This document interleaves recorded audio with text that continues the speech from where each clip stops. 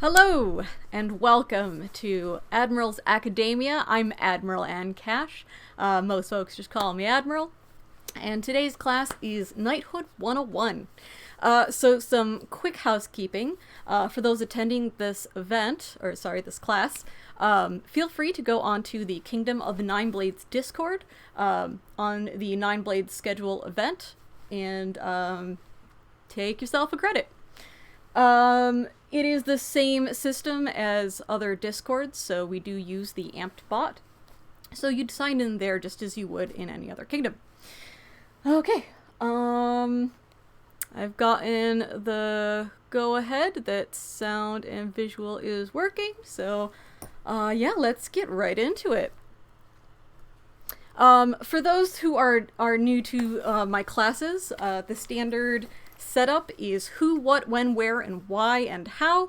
So that is going to be the order that we're going to go. We're going to have these handy-dandy slides as we are going, just so that you can follow along and have a visual,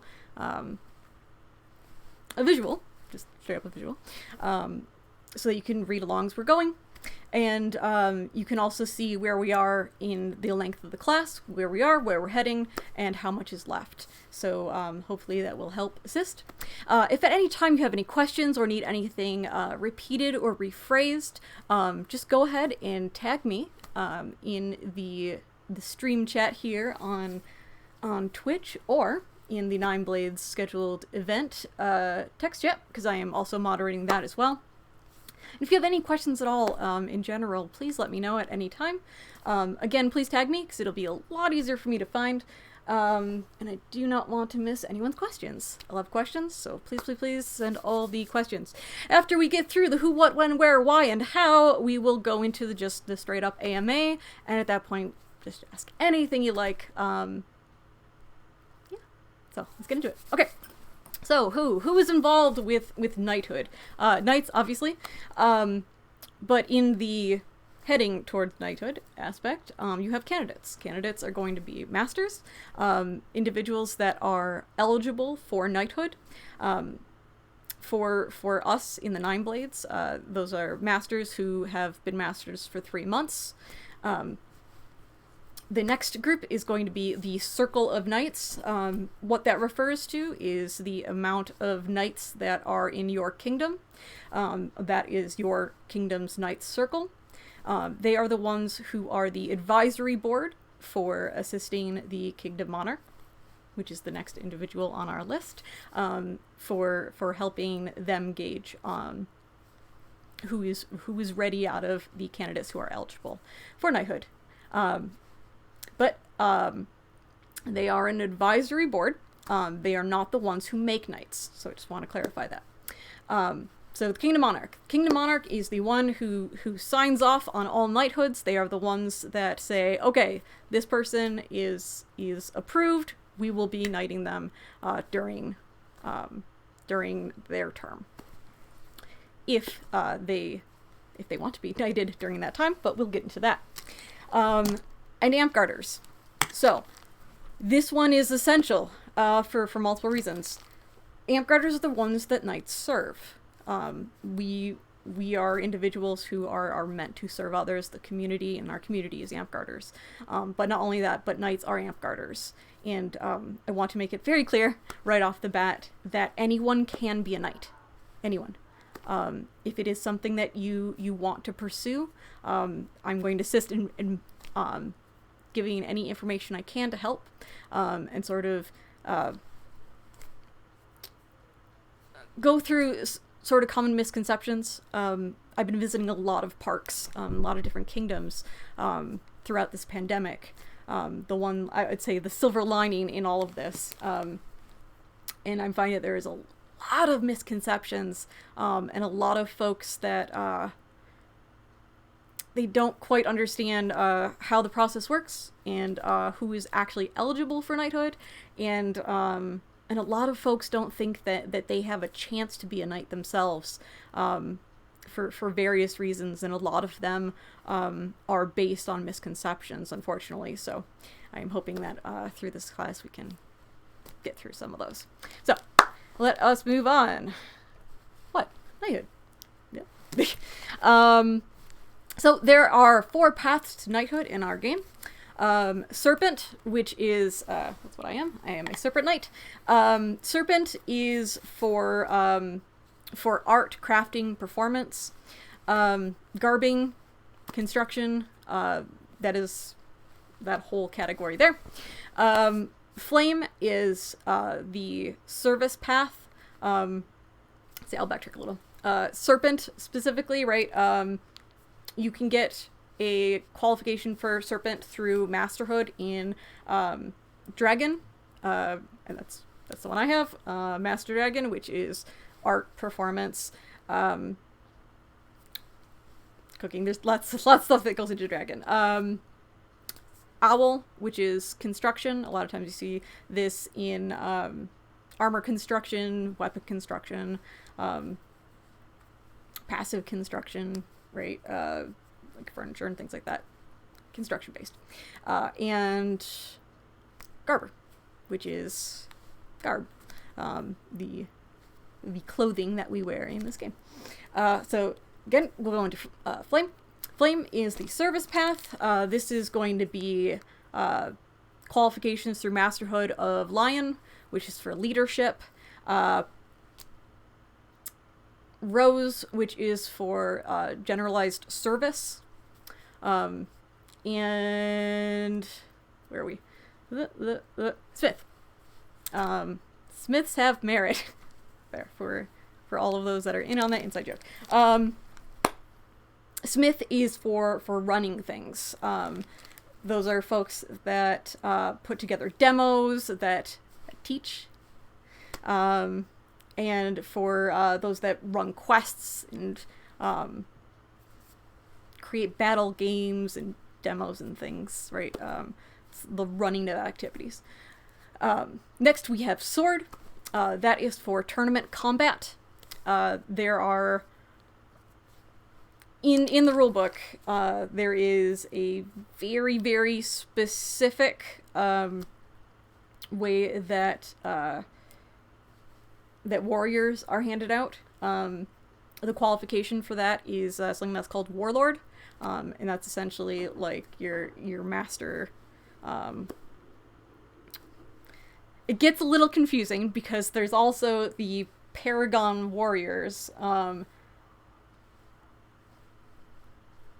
It's a little confusing, just a smidge. Which is also a big thing of why they changed the term to Paragon, because it used to be Master. So Master Warriors and Warlords, which are masters of getting warriors, was very confusing. So that did change, and now it's Paragon and Warlord.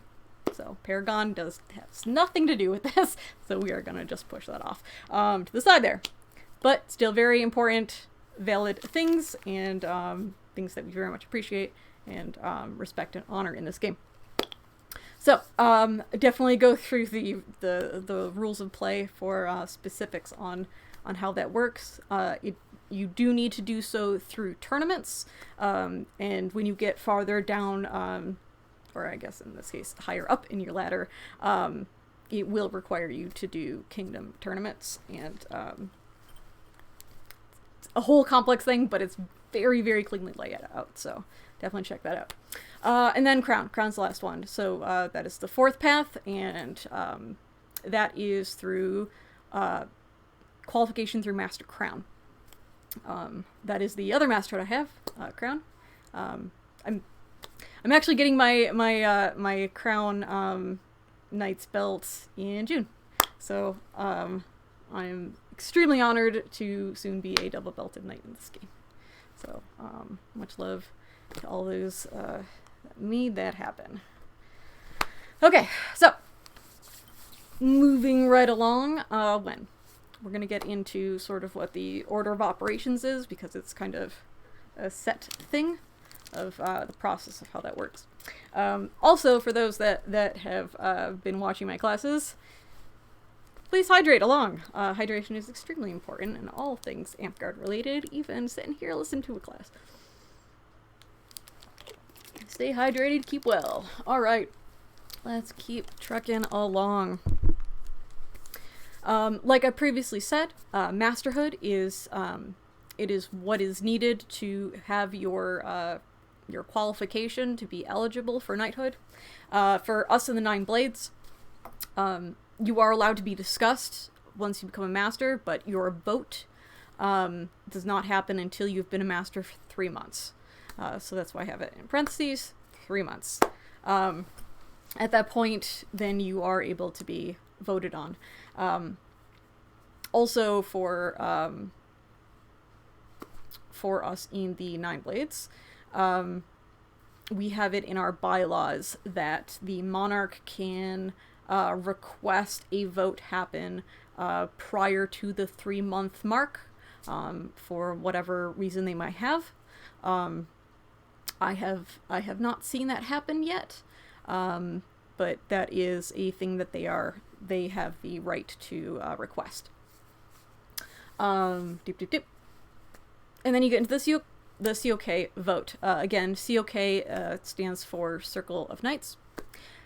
Again, this vote is more of just it's an advisory board, so what they're doing is their vote is basically just letting the monarch know that they believe that this individual is ready, that they are knightly of character, that they've put the work in, and that they are prepared to take on the mantle of knighthood.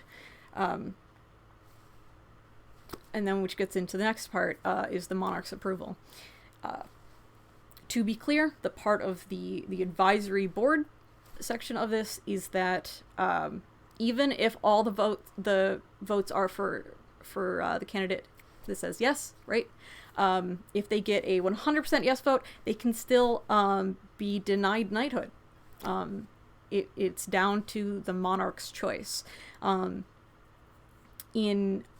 the opposite of that, every knight can say no, and they still get knighted. The monarch has the choice to then say yes and knight that individual. So again, number one misconception is that the Circle of Knights do not make knights. They are an advisory board. Now, how much sway they might have is going to depend on each kingdom's particular bylaws and sort of things like that. But overall, it really comes down to the monarch. Now, if the monarch says no to you that term, don't panic. The next monarch, right? Wait 6 months. Just wait 6 months, because the next monarch might be in favor of this individual being knighted and say yes, right? Sorry, my cat is here. Hi, buddy. Yeah, I'm sorry. Hi. Oh, I'm sorry, baby. Here we go. Hi. This is Trey. He is the number one distraction for me in all of my classes. He is the sweetest boy ever. Hi. Okay. Sorry. Every time. He's so cute. So again, right, monarch's approval is the key to it. So even if you might not get along with the knights on your circle, right, you're worried that there's some sort of political concern of trying to appease them, they are an advisory board. They're not going to be the ones that will be giving the final say on who's getting the sword dropped. So again, it comes down to the monarch. So just know that if one monarch does not like you, 6 months. 6 months and you got a shot. Yeah. Moving on. Okay. And this is also a big one and a giant misconception. The next part of that, let's say, right, you're qualified for knighthood, your circle of knights goes, yeah, that person's ready. Monarch's like, yep, let's do it. It then becomes the choice of the candidate of what event they want to be knighted at. So that event may not be in the monarch's term. It may not be. So even though they have the go-ahead and they have they've got all the checks, that individual might be waiting for a very specific event, and thus will not be knighted in that term. I've seen many a time where folks will become outraged and think that the person's getting snubbed, or that they're specifically being like not allowed to be knighted, and it's just like, no, the person wants that event. That's not in this 6 months. Like, they don't want to be knighted yet. Like, they're getting knighted. It's okay. That happens. That happens a bunch. So that's, I'm going to be going over a lot of misconceptions, so I was about to say misconception number 2, but we're going to go through so many that it's really, I'm just going to avoid counting them at this point. We're just going to, so another misconception is that it's not their choice of when they're getting knighted, but it is. It goes completely to the candidate's choice. Now, some candidates will not have a preference, and they'll just go whenever is convenient. And in those cases, right, then the monarch can be like, hey, you gonna be at this one? This is probably the best choice. This is the kingdom event. Folks are gonna have the highest likelihood of attending that event. So a lot of times it'll go to that, because some folks really do not have a preference at all, and other folks have events that are very personal to them and mean quite a lot. It might be their personal connection to that event, or perhaps that's where they know that their family and friends will most likely be able to attend, depending on the type of, the season and whatnot, right? A lot of things can play into the decision of where you're getting knighted. But again, it is their personal choice, right? Just as Lord Valiant here saying Battle of the Dens. I cannot imagine that individual getting knighted at any other event at this point. So, and also congratulations, Lord Valiant, also becoming a knight. We have nine folks that are qualified for knighthood in the 9 blades. It's very exciting. I'm so happy and proud of everyone. This is a heck of a time. But yeah, we're just rolling with the 9. It's terribly amusing. So congrats everyone. Woo. Okay, so moving right along. Okay, where? Okay, so this goes into another misconception. So pre-knighting, knighthood's going to involve the event that the individual is being knighted at. They are not a knight until the sword is dropped. The belt is around their waist, then the sword is dropped. They are announced as a knight. A lot of folks think that when the announcement goes out and the monarch says, okay, these are the people that have my blessing and will be knighted. A lot of folks will think that was it. They are now knights. That's not how that works. They still have to actually be knighted. So again, there is a knighting ceremony, the vigil that comes before that. But they are not actually knights until the sword is dropped. So that is one of those misconception things. But that point on, right, post that knighting ceremony, knighthood is going to be everywhere a knight interacts with others. Everywhere. So that's another big misconception. There is not a point where you get a vacation from this. There isn't a point where you take your belt off and go, I don't feel like being a knight right now, or I'm going to be on break for the next 5 minutes and just not be knightly and I don't have to deal with anything. Every time you are interacting with Amtgarders, you are a knight. You have to be knightly. You have to represent the belt correctly, and do the job. So this is not just when you're at events.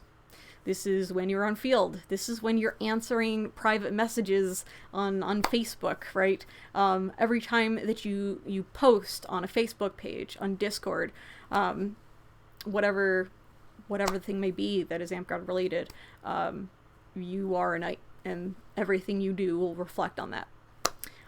So that's a thing. That's a big thing that folks need to understand, recognize, and accept before they accept that belt, because it's a lot of pressure, it's a lot of time, and there is not there's not a break. Just you got to be really aware and okay with it is the big thing. But if you're being knighted, it's because you're knightly of character. So that's who you are deep down. So we'll go a little further later. So why knights? What is the reason to become a knight? These are bulletin points. It goes deeper than this, but this is the super generic. Service, mentorship, education, and leadership. You can do all of these things without being a knight. With that said, this is what is expected of a knight, and it's easier when you're a knight.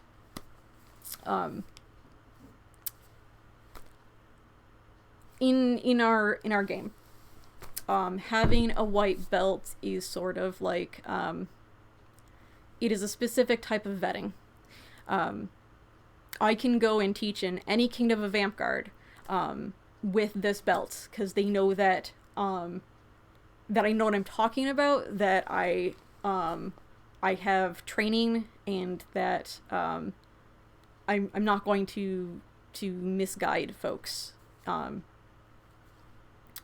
There's a lot of folks that are out there that mean well, that that want to help in whatever way they can, but can end up giving a lot of misinformation when they're not ready.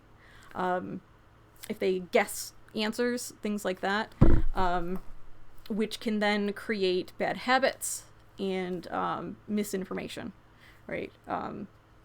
It's extremely important not to spread that outward, because that's when folks have to do a whole lot of backtracking, and that's when rumor mills, right, and a lot of misinformation turns into just a mess, an absolute mess of things. I remember a park once that the individual that basically taught their whole park how to make weapons didn't know how to make them properly, and all of them were illegal. And then they taught their whole entire park this method of building weapons, and all of their weapons were illegal. They would go and visit other parks and never be able to allow to use their weapons, because no one was there to teach them the correct way. And when you are being taught something, you have a level of trust that the individual knows what they're talking about, and you don't have a reason to disbelieve them. So they're going to take your word on something, and if you don't know what you're talking about, you can do a lot of harm, which is the unfortunate thing. So it's important that when you're signing up to do things like teaching, right, that you are knowledgeable on the topic, and if you don't know something, you say so. You point blank say, I do not know the answer. If you are able to, find the answer and get it to them, or direct them to somebody that would have the answer. But as an educator, you never want to give them misinformation. You don't want to give them information that isn't correct. So that's a biggie. So, right, to be a knight, you have to be a master, right? And generally speaking, masters tend to know their particular path very well, and are knowledgeable to the point of being able to teach others and not do so with any sort of misguidance. So this belt is what I always used to call it was basically the degree around your waist. It's a very it's a much easier way to be able to help on a larger playing field, as it were, to where you can go outside of your park, you can teach kingdom, wide, and you can teach Amtgard wide, right? Again, you can go to other parks, you can go to other kingdoms, knowing that you're a knight, that will assist in their decision to allow you to teach. So that really, really helps. Leadership, right? If you have a Master Crown, a Crown Knight, running for a Shire Monarch position, there's a good chance they're going to know what they're doing and probably going to be a fairly easy yes vote, right? So that helps there. Any sort of thing where there's a committee and they're starting a committee, they're organizing a group, organizing an event, being the leader, right? Knowing that individual is a knight in that particular venue, it's going to be easier for them to have that trust that they need to be able to lead the group, right? Again, right, mentorship kind of goes into that education thing. Folks will, when they find out that you're a knight, they will ask you all sorts of questions. They will go to you for coaching. They'll go request time to speak with you, go over stuff. Right? Try. So cute and distracting. Right? In, again, service, right? When you're a knight, it's like, you get asked a lot. You get asked to do stuff a lot. So if that's something that you're, care about and passionate about, it can open up doors. It can open up opportunities, where folks just like are directly asking, hey, do you want to run this thing? Do you want to help with this? Where in other circumstances, right, if you're not a knight, it can be harder, to have like an autocrat or something like that, or an officer trust you to run a thing, to know that you know all of your stuff, right? That you have the knowledge and experience in a specific thing. If you're dealing with money, if you're dealing with high stakes situations, right, where you're concerned about attendance, you're concerned about retention and things like that, there's going to be a lot of time. What are you doing, Trey? Cutest distraction. Oh my goodness. You're so cute. Okay. But again, are any of these things impossible to do without being a knight? Nope. You can do all of these things. You are encouraged to do these things. It's just when you have the belt, it's easier to do it. It's just easier. And things are just more open up to you. But they're also expected. So there's a whole lot of thing about expectation and sort of your role in Amtgard once you receive your belt. So that's kind of goes into that. Here we go. He's precocious.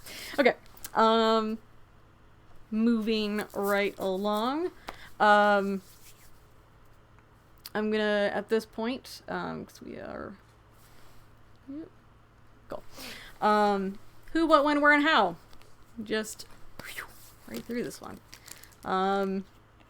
So after this is going to go into the AMA section. So if you have any questions, we have a 20-second delay. So this would be a good time to start throwing those down. I do have a list of questions that I received ahead of time. So I will go over those while we're waiting for other ones after I get through the how. But again, you can send questions through the, just double checking, the 9-Blade scheduled events text chat in Discord, or you can do so right here on Twitch. So either way, that is good for you. I am monitoring both things, so go ahead and ask any questions you like. And we'll just keep on trucking through. Again, remember to hydrate. Okay, how to be a good knight. Well, it's knighthood stuff. Okay, so representation. There is a reason why knights wear specific things. It is so that they can be recognized as knights, right? The big thing is the big old white belts, the knight's chains, spurs, right? A lot of people don't wear them, but I do. A lot of times you'll see spurs more at like ceremonial things, knightings and stuff like that. They can be difficult to wear. If you don't like, depending on the type that you have, there's English and Western. Western can be worn on top of a shoe, but to wear English, you have to wear a boot because it goes underneath the heel, and that's more information than you ever wanted to know on Spurs. Okay, so so you'll see random things that they won't have on them, right? Other things you might see, favor, right? Where you have the symbol of the phoenix on it. These are the how may I help you sign. Being able to be recognized from across the field, knowing that this is somebody that is a person that cares, wants to help, knows what they're doing, and can be trusted. Right, that's all part of the vetting process. So it is important to be recognizable as a knight, for someone to know that you are there and available, but not wearing your regalia, as it were, which is sort of like a knight's uniform in a sense, can make it to where folks will not approach you because they won't know that you are somebody that is open and available to approach in that way. Again, it is expected of knights, so it's important that you do not hide the fact that you are a knight. Be active. There is a term called a suitcase knight. A suitcase knight is somebody who gets their belt and leaves the game. That is somebody that they took it as an award and not a position. They treated it as winning the game, and they end up resting on their laurels and leaving. So please don't be a suitcase knight. If you are accepting a belt, understand that it is not the end of your journey, it is the beginning. Another misconception. It is not an end by any means, and if you think that it is, do not accept that belt, because you are going to have yourself a real bad time. Because that is quite the opposite of what it is. Right? One of the reasons why we wear the symbol of the phoenix is because it is a symbol of rebirth. It is a new way that you are going to experience the game. It's going to be a very different experience. How others interact with you and how you interact with others. What your point and purpose, and what is expected of you is going to change. So it is extremely important that you understand what you're getting yourself into, and that it is something that you want, and something that you are okay with. Again, right? A lot of this is importance of fully understanding what it is. Because you can be called to be a knight, be eligible, and have that okay, and still say no, and that's okay. You do not need to be a knight. I think that's the most important thing that folks need to realize. It is not an award, it is a position. It is essentially like a lifetime office, so to speak. So, again, it is extremely important that you are not accepting it as a title, that you're not accepting it as just like, oh, I got my piece of paper, right? I've got my box top, done, right? It's very much, I just like cannot express that enough. My first knighting, I cannot tell you how many people said congrats on winning the game. It like made me sick to my stomach. It was, oh gosh, it like I don't know, like, it got under my skin, you know? It was this, like, it's just such an opposite thing, right? Because it really is a start. It's a start. I digress. But that's part of, right, being active. If you're not active, you've given up the whole point and purpose of accepting that belt. It is completely fine and acceptable to take breaks, to take, which I'll go into self-care and boundaries. And that's different. That's a different thing, right? If you are, if you're starting a family, if you are, starting off a new job and you need to get, situated before you get back into, you know, the groove, right? Real life comes first. That's important. But if you go in with the intention that that you're done, that's where it becomes problematic. And again, there's a phrase, resting on your laurels. You should not stop doing stuff. You should not stop running stuff. You should not stop participating, stop creating whatever your particular path is. Don't stop. Right. Another thing for us, right, the importance of Spurs is that they are supposed to be a reminder of spurring us to action. If you've ever experienced sitting on your heels with Spurs on, that it'll spur you. It'll spur you to move, as it were. For those that do any sort of horseback, they will know that very, very visceral feeling where you forget you've got pointy things on your heels, and it'll get you to move. Okay, so the next thing is be present.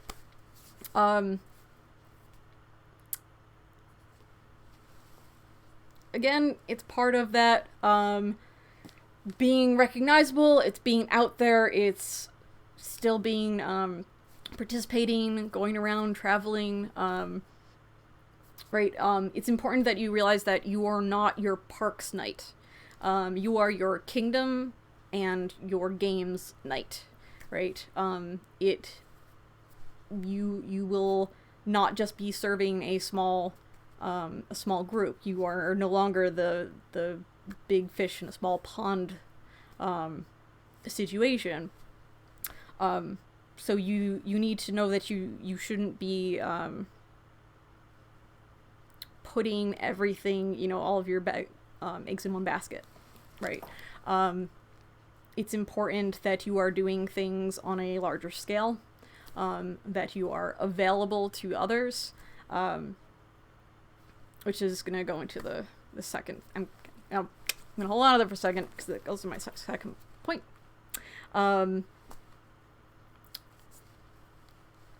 Just don't, again, it's don't just retreat into the aether, disappear, and be unavailable and wash your hands clean of stuff.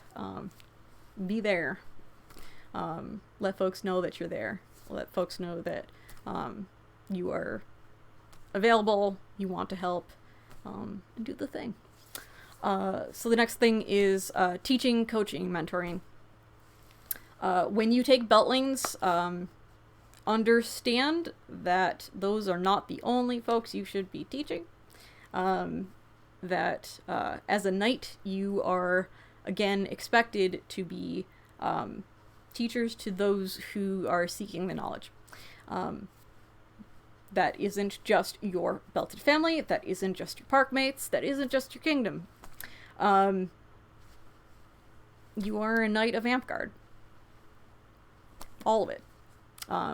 So you shouldn't be denying folks of that mentorship, right?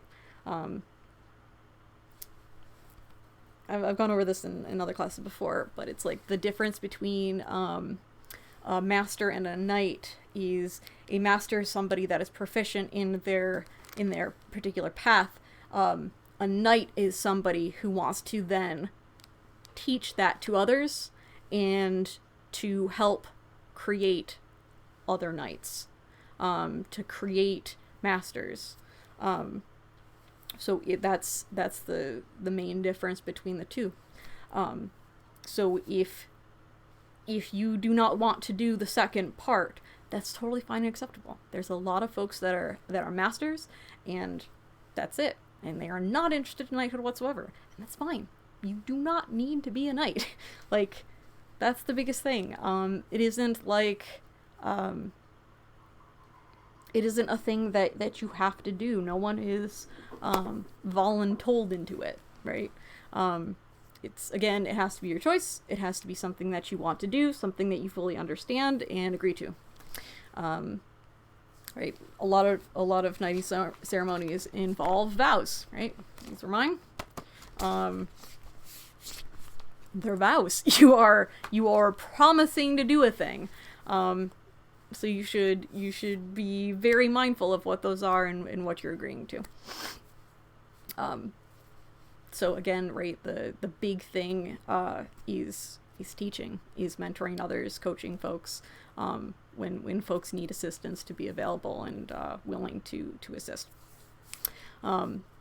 Serve in general.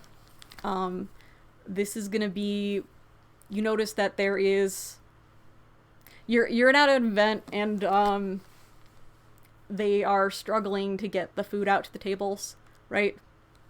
A knight will most likely jump up and start helping out with that. They'll just grab plates and start handing it to folks. And then you're at an event and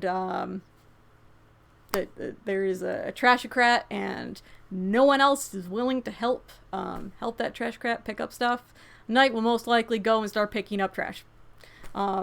They are the ones that will find things and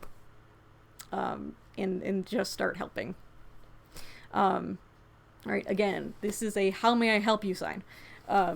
If you've ever gone to like a grocery store and there's folks that have those like orange neon vests that say how may I help you, that's what this is. So a knight is a lot of times expected to serve in whatever needs helping. Though there may be instances where you are unavailable or physically incapable of doing the thing, having a sort of like mentally unable to do a thing, or some sort of time restriction or some sort of thing like that, right? If your ride is leaving and they need help picking up stuff, you obviously need to go. So there's things like that, right? But generally, it's good for a knight to find their purpose in the game, to find their specific thing, a way that they enjoy and are passionate about helping, how they want to serve, and that's the route that you go in, right? So for each knight, it's going to be something different. How they choose to serve is going to be different.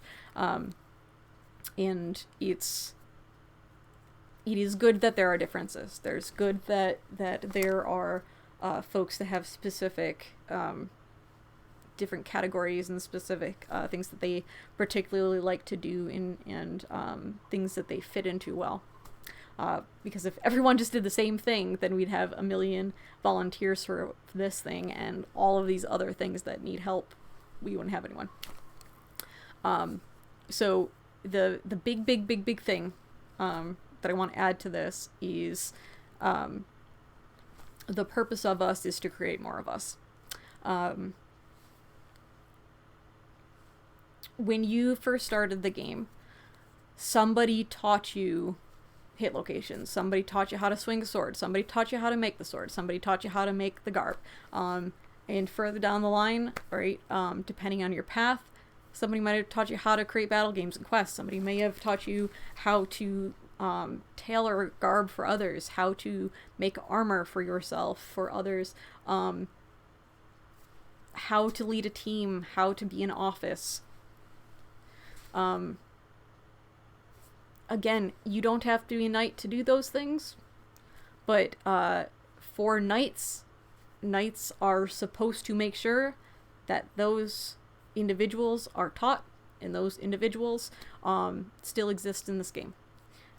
We need to make sure that our knowledge and our training and our experience is there and useful to others, so that they themselves can be knights one day and teach the next generation, and they teach the next generation, and so on and so forth.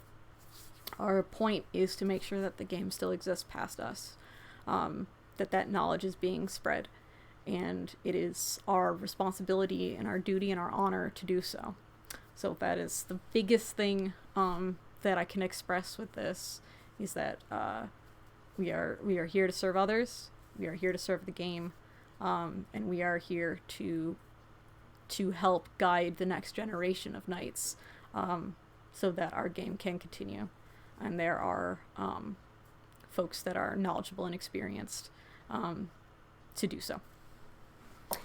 Okay, so boundaries and self-care.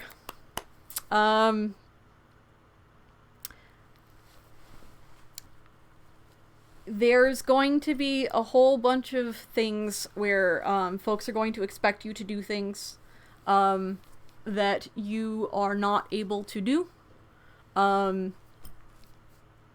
They will expect things because you're a knight. They'll add the tagline of, and they're a this knight, right? So there's gonna be times where you will run yourself into the ground if you don't say no. You will burn yourself out if you just are go nonstop all the time. It is important for you to know what you are capable of, what you are okay with, what your limits are, how much you can do. And self-care. Self-care is going to be a big one. It's taking those breaks. It's making sure that you are staying healthy, both mentally and physically, that you are not doing things that are going to be counterproductive to those. One thing that piece of advice somebody gave me that has been super, super helpful, is that you cannot help others when you need help yourself. You need to make sure that you are good and you're okay, and that you are, that you're all set, ready to go, before you can assist somebody else in that.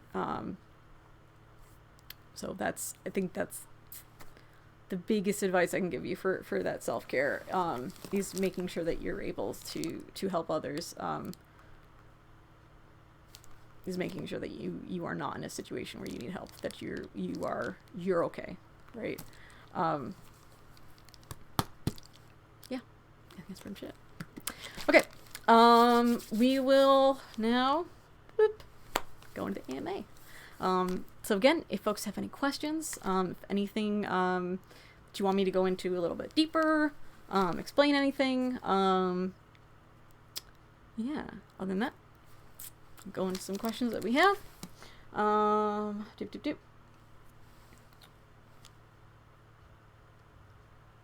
Okay, I have a question here. What are the significance of monikers? How important are they? Good question. So a moniker is sort of like a non-noble title kind of thing that usually comes after your name, right? So like Sir Nexus Crow the Feathered, right? They'll be like a thing. a lot of times it will be a word that that represents them, that is special to them. There's sometimes where it doesn't end up getting given out. So there's some folks that don't have a moniker. I do not have a moniker currently, but I will actually be receiving one this time around, so I'm very excited, and I'm very excited on what it is. So I'm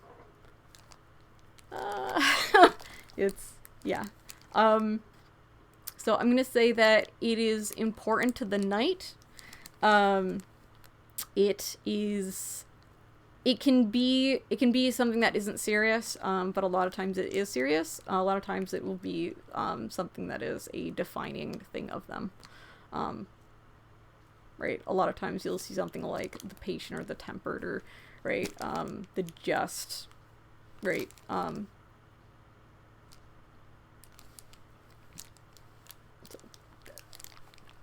So the importance is a varied thing for night to night, I'd say. Okay.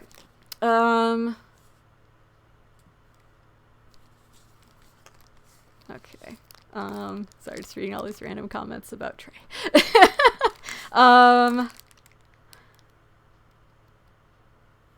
Okay, so if I ever become a knight, I'd be Ronin, Thorn Shadow, the Brickney the cactus. That's funny. That's really funny. That's good. Right, again, and it's, you know, it's specific to the knight, so so yeah, it can be that. It can actually be that if that's what you're looking for. I will say a lot of times it will be you'll be a name that's given to you, but sometimes like the knight can be involved with the picking of it, right? The knight might be given like a bunch of options of things that folks think is appropriate for them, and they may be like, ooh, I really like that one, right? It might be like that, or it might be complete and utter surprise, and it might be just straight up they just pick it for you, and you don't find out until you see your scroll and it's on there. So it can be varied on how it goes. Okay, so I'm gonna go into the questions that that were sent in ahead of time. Again, at this point, if anyone has any questions, just gonna scroll up quickly just to make sure I didn't miss any of them. Okay, cool. Okay. So again, we have that 20-second delay, so if you do have any questions, again, now is the time.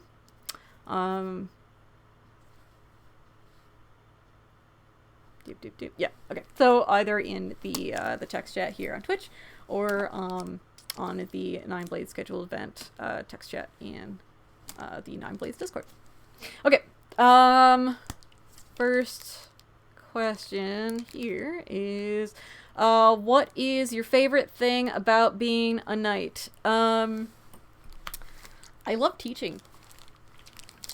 Look, I'm doing the thing. Yay. I don't know. I find purpose in helping others. I just really genuinely care about being of use to others, to help, just to be helpful, and to watch others grow. So for me, being a knight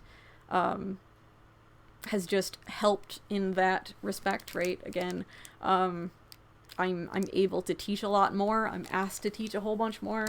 Right? I'm able to do this, right? So I think my favorite part has been just the more opportunities that have been open for me to be able to assist even more than I did beforehand. So I think that's personally my favorite. What is the most difficult thing about being a knight? I'd say probably the, oh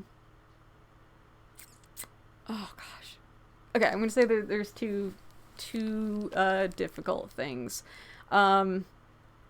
Saying no, I think is really, really hard for me to do. I don't like saying no to folks. I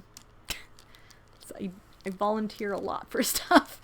I just have a really hard time saying no, and there are points where I do so much volunteer work that it ends up where I need to say no because it's like way too much. So it's, yeah, I'd say one of the hardest things is saying no. The other thing is the just like being on all the time, right? There are points where like I'm having like a real rough day medically, right? Where I'm just not in the right headspace. I'm just hurting so much that I feel grumbly. And I want to make sure that I'm not going to give a grumbly answer. So I will specifically just like not go online during those times. Because if I go online and I'm talking with folks and I'm answering questions and I'm feeling grumbly, I do not want to risk being unlikely at any point, right? Or somebody interpreting me being in grumbly pain as being unknightly. So yeah, just kind of the you always have to be on thing. Yeah, I guess it's just sort of like the fear, I'd say, like the fear of somebody like misconstruing your intentions or that you're just in a lot of pain, right? I think that's the big thing. Like when I show up to like events and stuff, if I drive myself especially, right, I can't be on any pain medication while I drive, so when I show up to an event, I am in an extraordinary amount of pain, and there's only like so much I can hide, right? Mask, for those that are aware of that term, for those of us that have chronic pain and chronic illness, we try to not outwardly show when we are in pain or medically in distress, but there's kind of like a breaking point where you're in so much pain you can't hide it, or it's very, very ill and you can't hide that. So you might have like a resting grumble face, or just look angry, but you're just actually in a lot of pain. You're not like actually angry at all. And if somebody just like sees you when you show up and you look angry, then they'll just be like, oh, they're like, right? And that might be their only interaction with you, the only time they ever see you. And they just might be like, oh, they're just like an angry, scary person. I don't want to interact with them. All of a sudden that becomes, look at that knight over there. That's an angry, scary person. Right? So I think that's also a difficult thing, is just trying to stay away from folks when you don't look particularly happy. That's difficult. What should people do if they feel stuck on a ladder? That's a good one. So it's going to be varied from person to person. Some folks need to just take a break and just like step away and look at it with fresh eyes later, kind of thing. But others just need more guidance, more insight, right? If you are trying to do a thing and you are realizing that you are not receiving awards on your ladder for those things, that you just keep on doing stuff and every time you come to court, just nothing. Go and actually talk to the officers that give out those specific awards. Don't go at them as an accusatory, like, so what's up? Why didn't I get a thing, right? Go more about it going, right, here's what I've done so far. I'm looking for what you are looking for me to progress on this ladder. What would I need to do for you to go, okay, yeah, that's worthy of this. You can discuss with them ideas and things that you want to try to do, right? At that point, they can tell you if they don't feel that it's high enough in like scale or difficulty or something like that, right?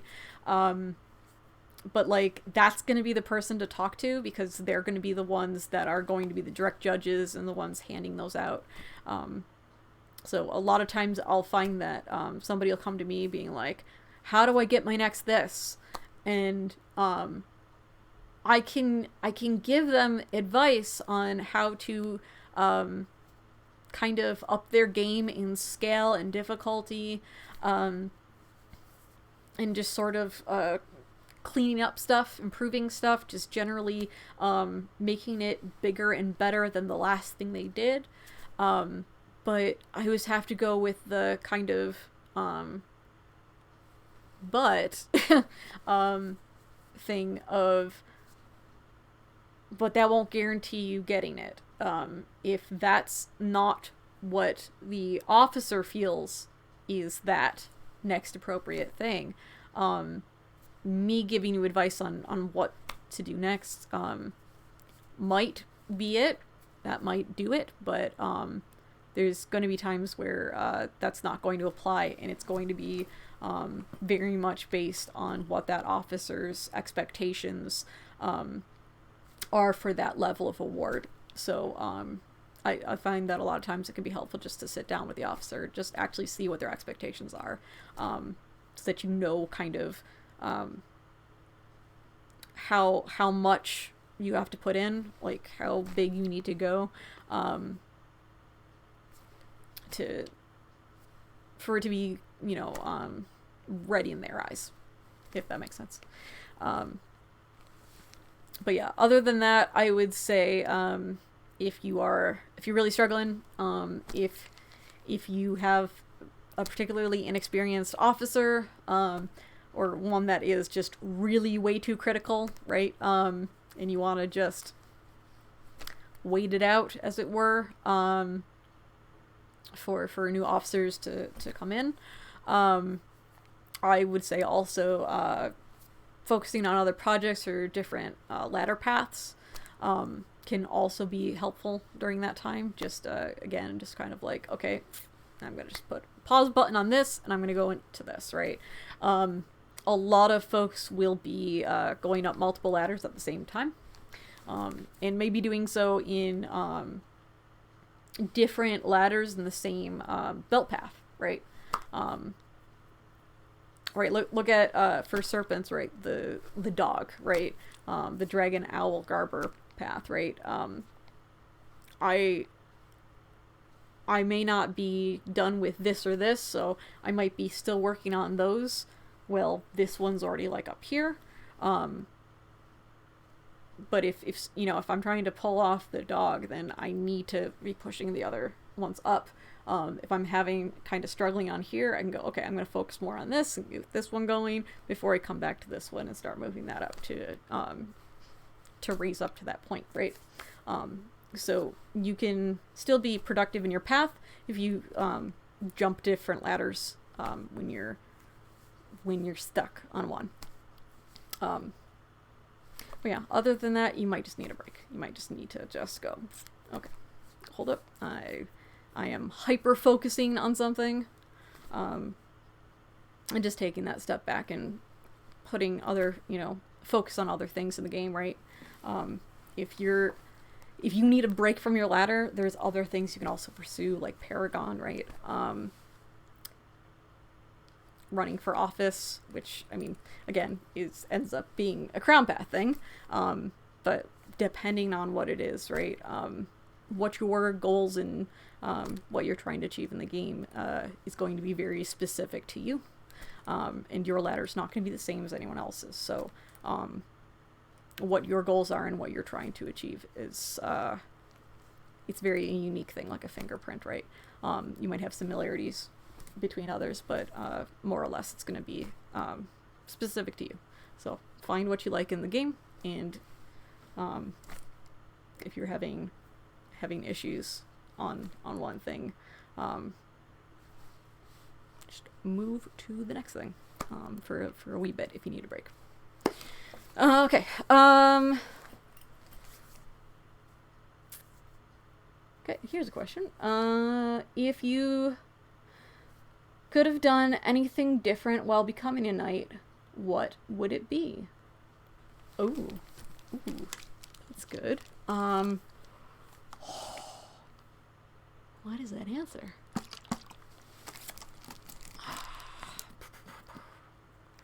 I'm going to say,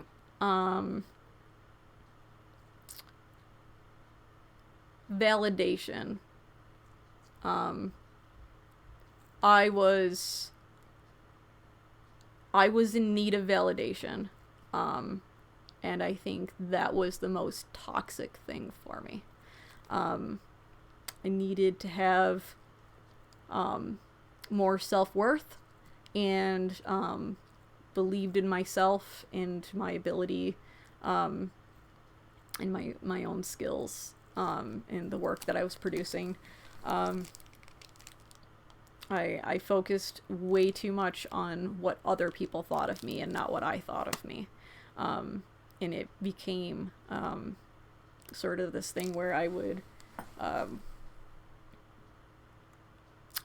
put my self-worth at whatever the next thing I was trying to achieve, and if I didn't achieve it, that's where, like, right? So I have fortunately moved on from that point of view, luckily. But yeah, I think for my first belt, it was a big thing. But it was naive. I was naive at that point, still in the game. But yeah, I've had a whole lot of personal growth in understanding. Right, as I'm moving to my second belt, I'm having a lot of those, like, oh, I wish I had felt this back then. I wish I had somebody just like, I don't know, like I did. I had somebody, and I should have just trusted them, and just valued myself a little bit more than I did. So I think that was probably the biggest thing for me. So believe in yourselves. You are amazing, capable individuals. You do not need a piece of paper to have self-worth or value. You are amazing as you are. Be unapologetically you. So that would be my biggest advice there. Okay. I only got one more question on here, so if y'all got more questions, please feel free. Again, there is a 20-second delay. Yeah, also, I'm very much an open book about pretty much all things, so yeah, any questions, please. I really enjoy being able to answer questions for folks, so please send me the things. Okay, what is this? Do you think Amtgard as a whole should have more or fewer knights than we do right now? I'm gonna go back to the our purpose is to create more knights, right? To create more of us. I will put in the caveat of I think we should be putting more of a focus on a better understanding, right? Teaching a better understanding of what future knights are signing up for. Preparing them better, and and letting them know kind of what the expectation of a knight is, what constitutes as a good knight versus a bad knight, what they should be striving for, and what they should be avoiding in their actions. I think a big thing is that I've found, depending on when you've gotten knighted, in the location, right, what area of Amtgard you've gotten knighted in, some folks have had little to no guidance in that respect, where they become knights and no one ever tells them that it's not just like an award, where it just becomes, they're just guessing and just they're learning on the job, as it were, and did not understand what they were signing up for, and then like getting very disgruntled when they are not meeting the expectations of what others find should be knightly behavior, if that makes sense. But yeah, I think a big thing is that there's a lot of folks that are not given the heads up in the understanding of what it is. I will say also, and this is kind of a weird one. I have found that folks that have ceremonies, knighting ceremonies, where all of the specific items that they receive are explained, like the meaning behind them, and folks that that end up doing vows tend to have a better grasp of things, because it's basically explained in their ceremony, kind of what they are representing, and what is expected of them, and what they're agreeing to. I've seen some ceremonies that were done more silly, I'm going to say, that the items weren't explained. It was just more of gifting them with stuff. I've found those individuals a lot of times won't really value what the things are, because they won't know the meaning behind them, and won't necessarily fully understand what they're agreeing to when the sword is dropped. It varies, certainly, but I would say that, and I know for myself, it was definitely important to have a more traditional ceremony, where everything is really explained. Just because literally every single thing that you get is has a lot of meaning behind it, and being able to have them physically on you is just a good reminder of things. It's important to be mindful as a knight, because again, right, you are a knight 24/7. It doesn't ever stop. You don't have breaks. You don't have vacations. From knighthood, you are a knight, and that's it for the rest of your Amtgard career. So it's important to be mindful and to be aware of how you are being looked at outwardly, what you're doing, how your level of presence, right, what you're doing service-wise and whatnot, right? It's important just to be mindful. I just realized Trey's right here. Hello. Yeah, okay. That is the last question I have. Checking that. That's the last one, and that's the last one. Okay. Oh. Okay, cool. Cool. I'm gonna read through this real quick, because my thing didn't scroll down. Aha! Okay.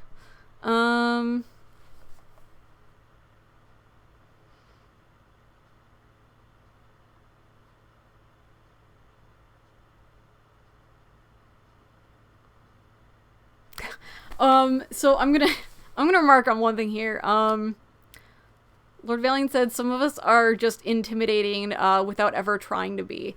Okay, so there's... So I am a Paragon anti-paladin. When I fight, I wear this helmet, that, is intimidating to me. And even though, like, I have physical disabilities, and I still fight as much as I can, but I just use, like, a lot of medical devices underneath my garb and stuff, and I'm on medication and whatnot, and I have to recover from it afterwards, but it's not anything that's, like, dangerous for me to do. It's just, like,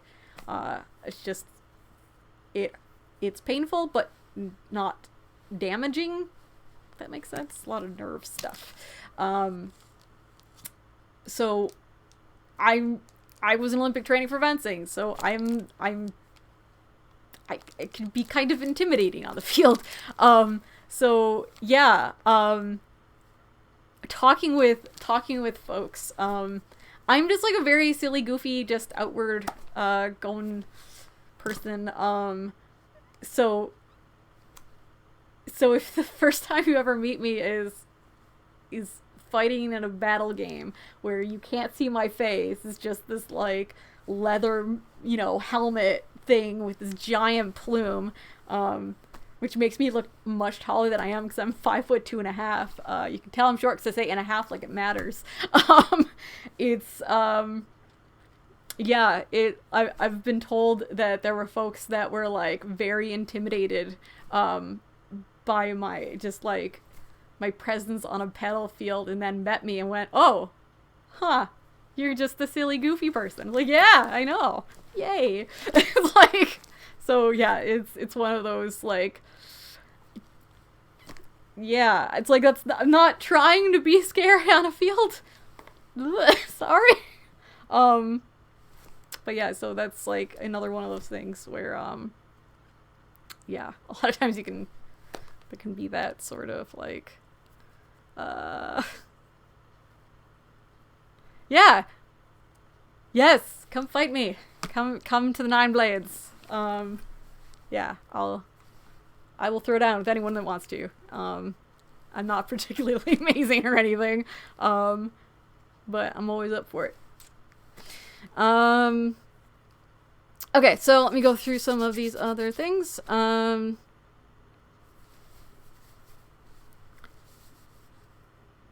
What are some things, or just one thing, about knighthood culture that needs to change? And do you have thoughts on what that change requires? Ooh, that's good. Okay, I think, so there's some things where, folks will, like, some knights will be put on, like, a pedestal, essentially, and they will assume that, that they're, like, untouchable, that they're too popular to have repercussions for their actions, they'll never get banned, right, just stuff like that, or that they're in some sort of level of celebrity that, like, you can't talk to them and you can't, like, interact with them, you're, like, afraid to, like, you don't want to bother them, you don't, like, that pedestal thing is problematic. If like, above all, I think knights should be held accountable above anything, because we are put in a position of trust, and if we do anything that betrays that trust, right, that we should be held accountable. We should not be representing something that is this important. If we are breaking COCs, for instance, right, it is important that the reputation of knighthood is held to a standard, and accountability is part of that. So that's personally what I feel. I think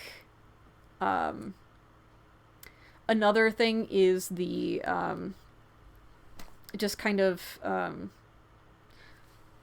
there's lots of misconceptions out there. A lot of things where there are folks that use a phrase called never knight, and for some they don't want to be knights, so, and that's perfectly fine. But for others, they think that they're just not popular enough to be a knight, and I'd say that's problematic. If you put in the work, if you are good, if you are knightly of character, this should be an open, available thing for anyone. That's how it should be, and sometimes it's not. I think it's important for monarchs in particular to be hyper aware of that they should not just be buddy hookupping. They shouldn't be just going, oh, well, this is the most popular person, of course, yeah. They qualify, cool. That's not anything on me. I'm not going to get any gripe for that. That should not be a thing that you're considering. That should not be a, oh, but they're not super popular. That's not the point. So, right, like, okay, well, I'll just put on their gatekeeping, right? I think that it is important for folks to really understand the process, because some of that, the gatekeeping thing, can be just a perception thing and not actually what it really is. There's a lot of things that folks think are gate kept but aren't. And that, I would say, is extremely problematic, because that's where a lot of misunderstandings and miscommunication and sort of like there are folks that can and should be knights that will not pursue it because they think they don't have a chance, and it's based off of misinformation, and otherwise they can and should be a knight. So I think that's a big thing.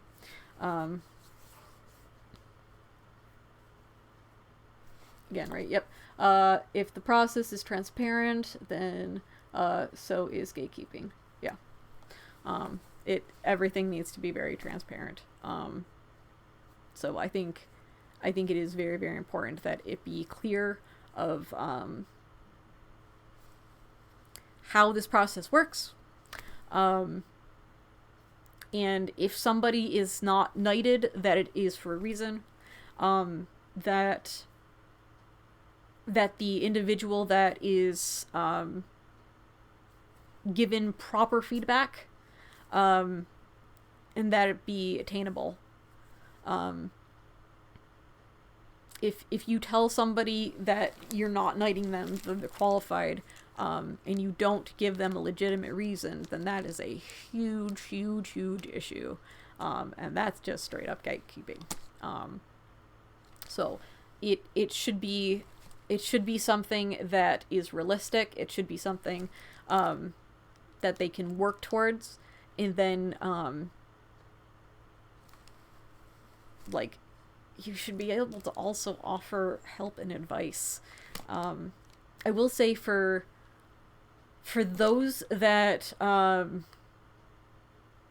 are told no the first time, or are given the not yet vote, I'm gonna say. Because no doesn't necessarily mean no. It means not yet. I think that's a big thing. Now, there's going to be some folks that are, like, if they break one of, like, the really bad COCs, there's some things that are unreprehensible and there's no coming back from. Where there is, like, they shouldn't be playing the game, let alone being given a belt. That sort of scenario. There's going to be cases like that. But for the most part, a lot of it is just, like, being more involved, being more present, doing more with, you know, the kingdom as a whole, right? Going outside of your park, stuff like that, right? Work on your communication skills, right? It might be just that, you're a great person in person, you're talking with folks, but your online presence, you communicate in a very aggressive, hostile manner, and that is, you know, right? So work on that, right? Stuff like that where, you know, and then watch, give assistance. If they don't know how that, you know, how would change something like that, explain it, help them, and then watch and make sure that you're keeping in touch and going, hey, we've noticed you going through in making changes. This is awesome. Keep it up. This is what we're looking for. We're going to revote. Like, make sure that you're giving them the feedback. Make sure that, you know, you're being clear with your expectations. Because sometimes it's small things, and it's just like things that you can improve on in a single term, and be, you know, next term, be reevaluated and given the yes votes, right? I think that's a big thing too. Some folks think that if you get a no, that's it, and you're like blackballed forever. So I think that's another thing. There's just like, there's an absurd amount of just misconceptions. I think that's been the hardest thing, just going to so many parks during this time, and just whenever the topic comes up, literally any time the topic comes up, I've heard some random misinformation thing where it's just like, oh, no, that's not how that works at all. Like, oh gosh, this is, no, it's actually this. No, this is something you can actually do. This is like, oh my gosh, it's just like, oh no, how much of this is happening? And it's just like, our point is to create more knights, to bring up the next generation. And if you have so many folks that, you know, want to be knights one day and are good people that are volunteering, and they just don't know the information, they don't know that it's something that's accessible to them, those are future knights that will not become knights because they won't be doing, you know, the process, because they won't think there's a point to.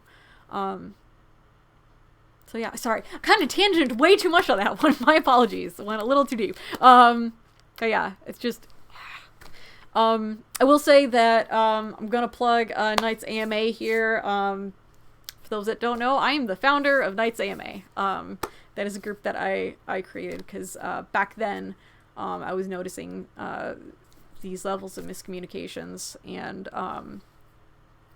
even now, like, all these years later, it's worse than I thought it was, is the thing that I am learning. So, I guess the biggest thing is ask questions. If you are interested in being a knight one day, ask questions. Go to your kingdom monarch, go to, the knight circle, any of the knights in your kingdom, and ask them how it works. Ask them the process, ask them questions. Otherwise, ask me, I'm here, hi. Right? How may I help you?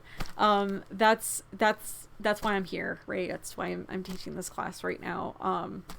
I want to do what I can to help in this regard.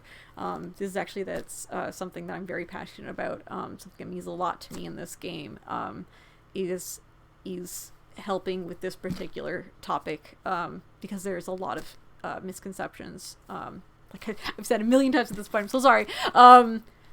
And I really, really hope that that's something that we can work towards fixing.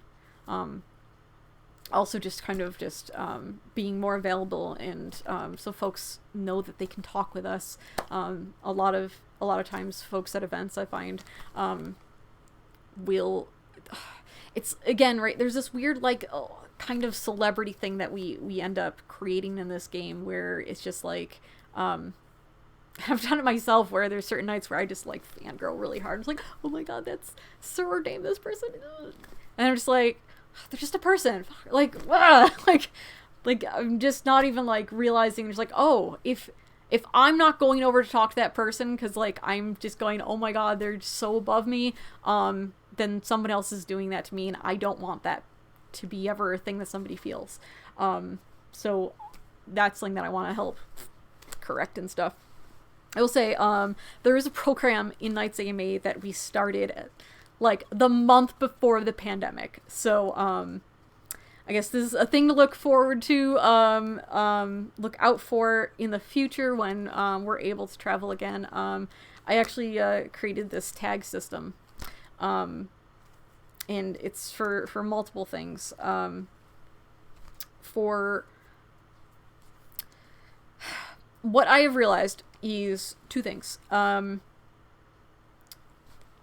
Folks are not coming to nights during events because they don't know when is a good, appropriate time to talk with them.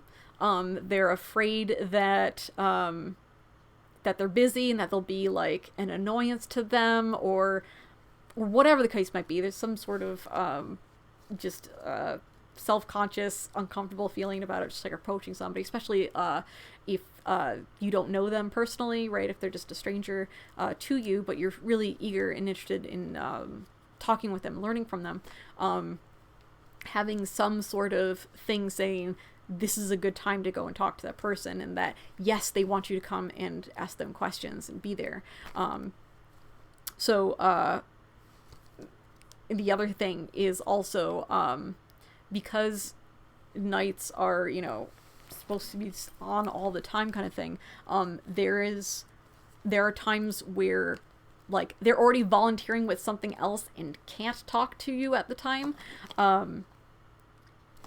or are, again, right, having a mental or physical situation, or whatever the case might be, where it's not a good time for just anyone to just come into your personal bubble and start, grilling you with questions, right?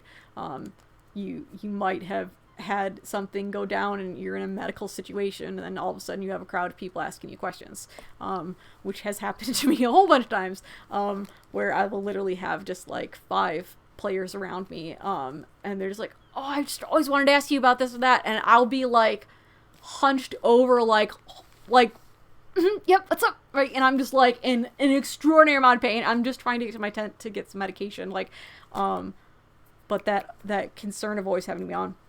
So what this is when you are free and available, you have this side on, and then when you're not, you have this side on, right? Just wear it like a lanyard. You can make it as a belt favor. You can have a giant tabard if you want, right? Like the other, whatever option is good for you, but just having a visual marker of when you are free and when you are not. So it's just easier to know when that appropriate time is, to just help with both sides of the coin. So it is easier for folks that want to engage and want to ask questions and learn, and the folks that are offering those services to others, so that they're able to have self-care and boundaries. So I am hoping to jumpstart that back up when things are live, but that's also something that I'm hoping to help in that particular venue. So keep on going through stuff here.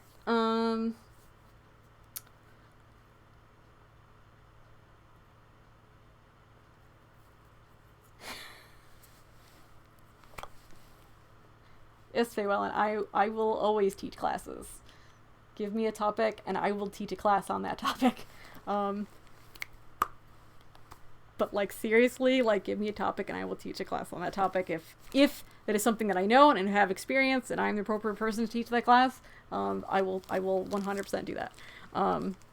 So I guess just food for thought in the future. If folks ever have suggestions on classes, if it is something that I do know and are able to teach on, I teach these bi-weekly, so I've been doing this for a year now, so at some point I'm gonna run out of ideas. So yeah, give me topics. I just love teaching, so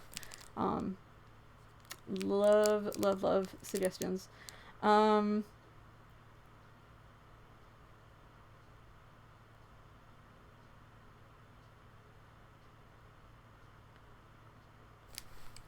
Okay. Looking for more questions here.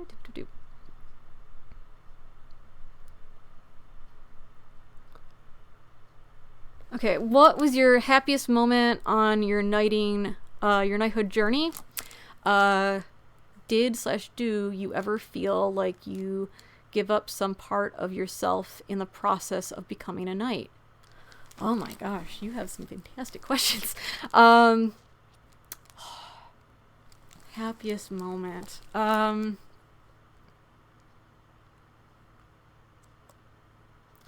think my knighting day was my happiest moment. So there was a moment. There was a very particular moment. The king that knighted me has a particular tradition that he does, where before he drops the sword, he will kneel down and whisper a specific thing to the knight, and those words are only for the knight and to not be shared with others. So I can't tell you what he said to me. That is a guarded secret that I will take to my grave. But what he said to me in that moment was everything to me. And oh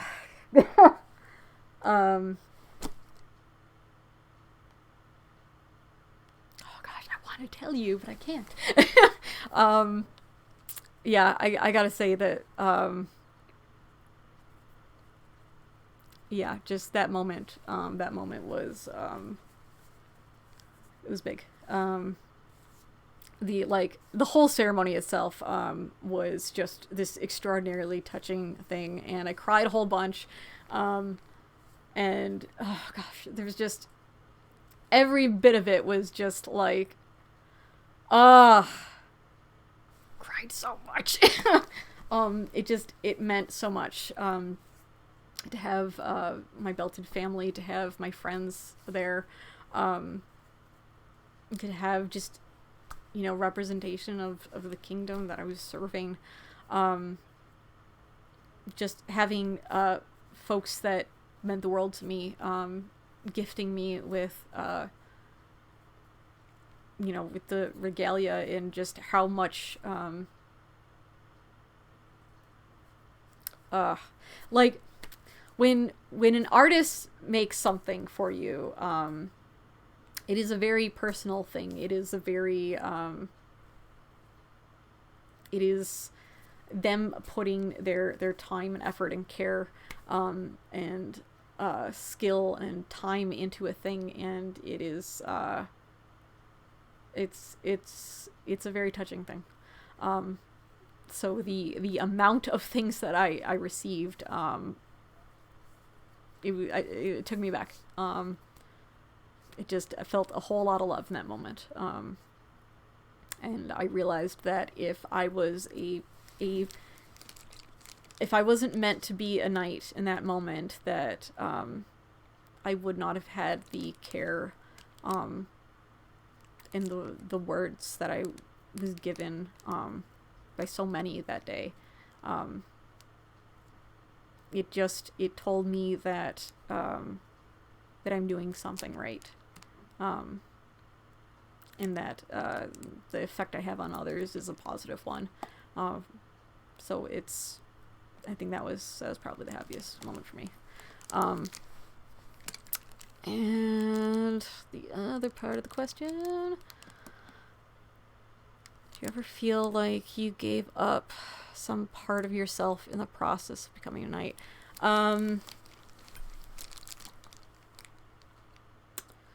Ugh.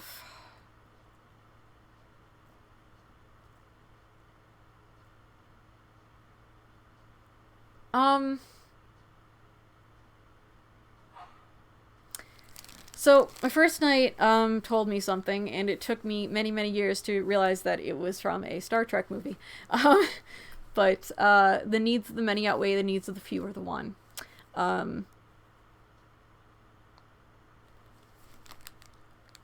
I think the full grasp of that and understanding the importance of putting the needs of others first. I think there's just sort of a moment where you kind of have this it's the understanding of selflessness, of putting others before yourself. It's letting go of that sort of selfishness in a sense, and kind of accepting your new purpose. So I'd say that I didn't lose anything I wasn't happy to lose. If that makes sense. I don't know if that makes sense. But yeah. Zero regrets. Okay, next question. Oh my gosh. Multi-parters. Okay.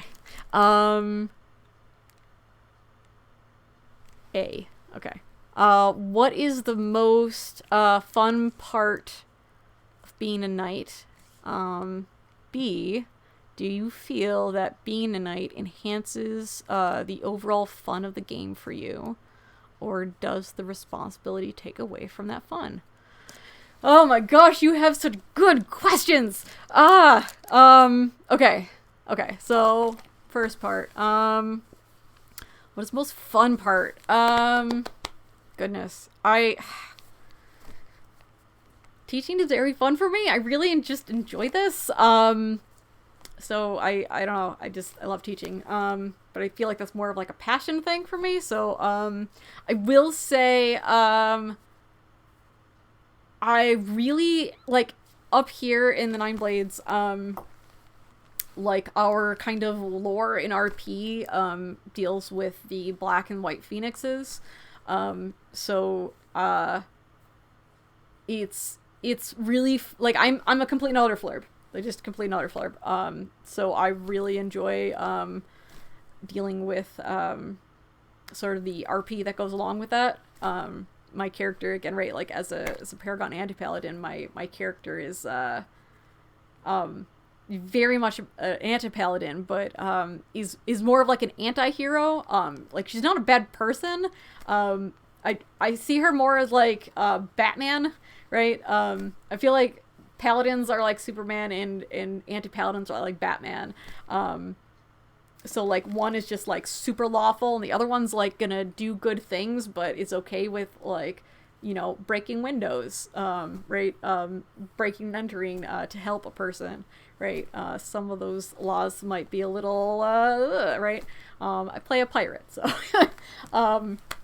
But yeah, I would say that's a lot of fun to play with, and just kind of sees paladins as like really like pompous and self-righteous. Not saying that they are. Just saying that's what my character goes about. So she's very grumbly towards paladins. So just like playing around with that kind of RP aspect is always really fun.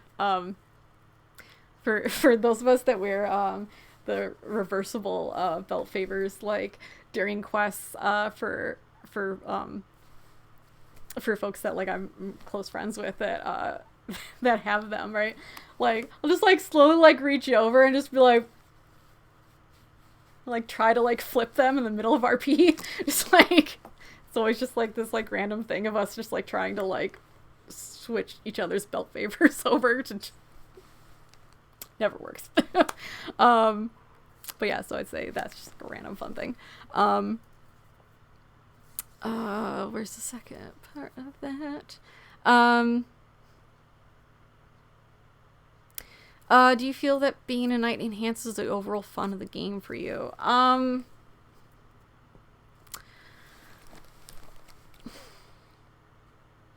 The fun of the game for me is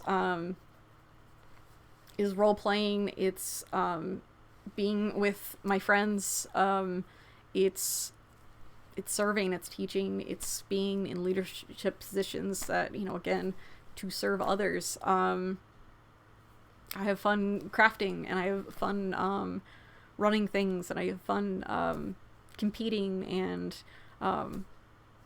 battle gaming, and so that's where, you know, my fun is. And I'd say just in some respects, for the things that I do enjoy, being a knight is just makes some of those things easier to do. And I mean, right, we do have paladin and anti-paladin open to us. So I mean, you know, as somebody that paragoned one of those, having that class has been very meaningful to me, and I've enjoyed it greatly. But I will say that I don't necessarily think that those classes need to be restricted.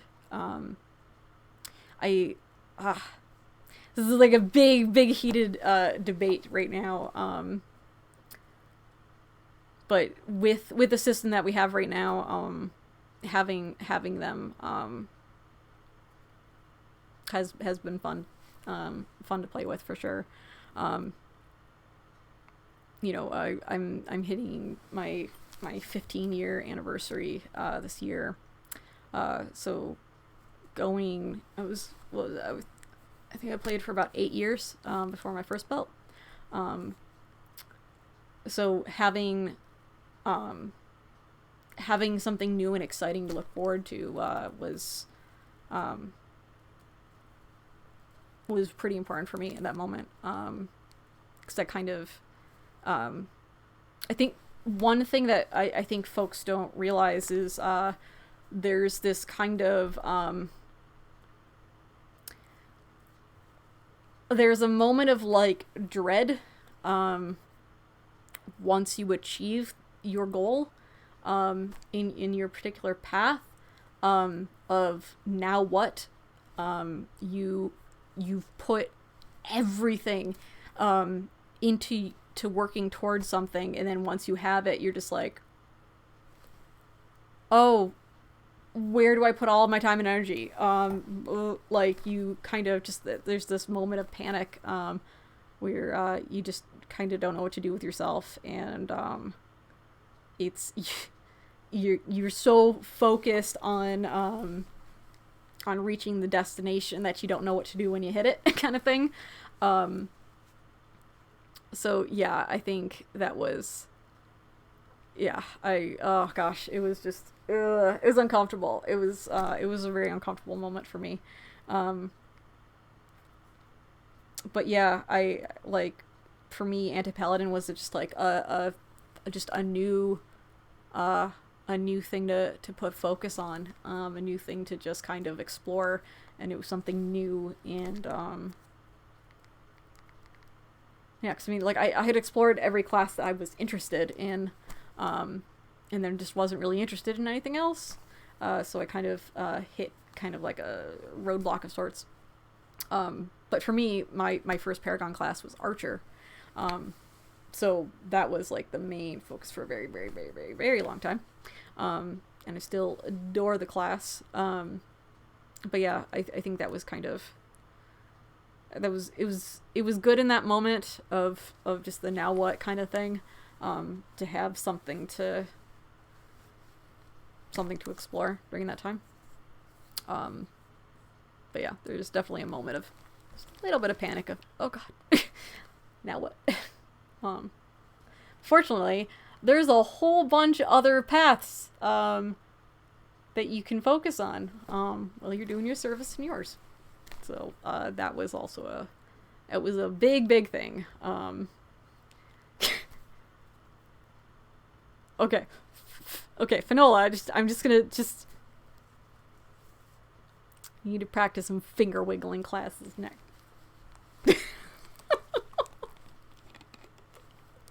For those that know me, I do not play magic classes.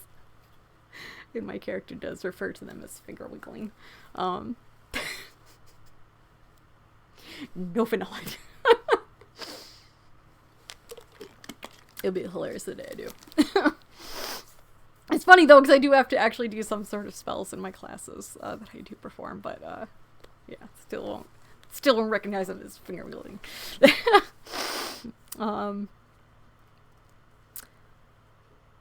But yeah, so the other part of the question, do I feel the responsibility takes away from the fun? I don't think that takes away. I will say that it is added responsibility, and it can be a heavy weight, right? That's what these are for, is the reminder of the weight of your office. It's actually why I really appreciate this one, because this is like the heaviest one that I own. Because I have other ones, right? I have a lot of them that are, the aluminum, so they can have all the cool colors and stuff. But they're very light, and I actually like the weighted reminder, so I like to wear this one as well. But it's a lot of weight, in that simple sense. So I would say that it can be challenging at times, but it is worth the challenge. It is worth the hard moments. It's worth those times where you have self-doubt, and yeah, I'd say that it can be challenging, but it's worth it. Okay, next question. Doop.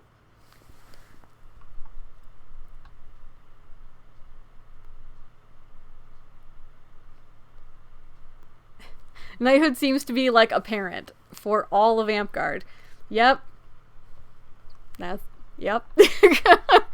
You're not wrong.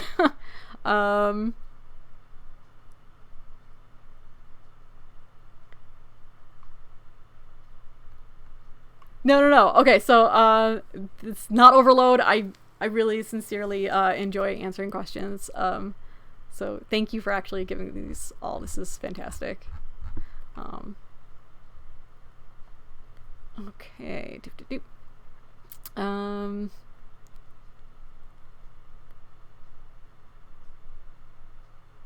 Okay, what is your opinion on Masterhood as a requirement for Knighthood? Do you think personally that Knighthood and Masterhood should be split? With the idea of Masterhood being its own top-level award and Knighthood being more about character. I think Masterhood is important in regards to Knighthood as like, okay, so I see it kind of like having your degree, right, before you're able to go into the workforce and do something professionally. Having something saying that you're vetted in that particular topic, I think, is actually important. I do support the Masterhood system being something that is needed for Knighthood in that respect. I will say, however, that I think that we do not put enough value and emphasis on Masterhood itself, and it ends up being I don't know, some folks treat it like an 11th award and like a stepping stone to knighthood, in that it's like it has no value unto itself. It's just a next thing, but knighthood's the actual thing. How it's supposed to work is that the character part is supposed to be the giant focus, and that's what, you know, the assessment is for the knights, is on somebody's character. And I mean that, of course, not in the roleplay sense, but character of person. So I think it's important to be able to vet somebody in that respect, but I think that we should be having far more pomp and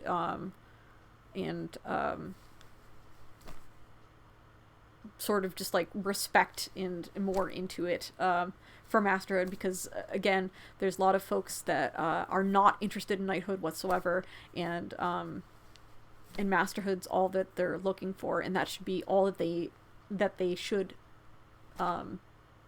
need to focus on. They shouldn't feel any lesser for not wanting to push for knighthood. I think masterhood of the thing is it's a very hard thing that takes a long time and a lot of effort and skill and devotion to a thing. And I don't think that we have enough value put in them. So I'd say that. I should teach hat making.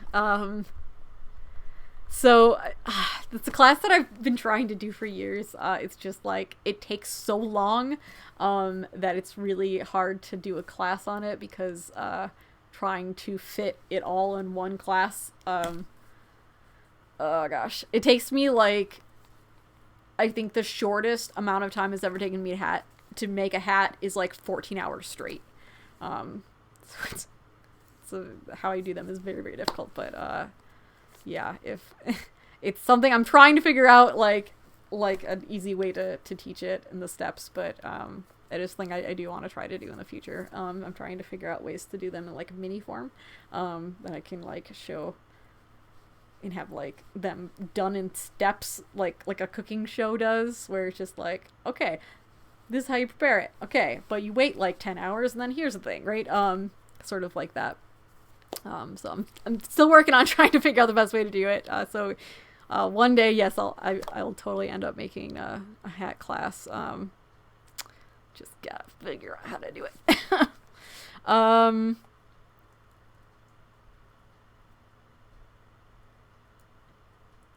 You're definitely gonna cry when you knight me. Yes, John, I'm going to cry my eyes out because you chose me.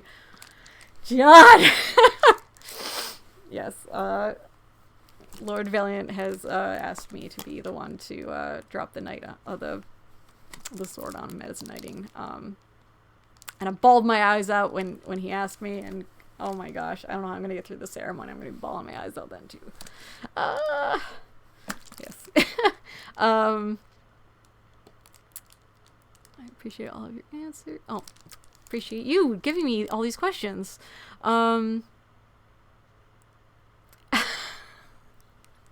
How does one avoid getting knighthood?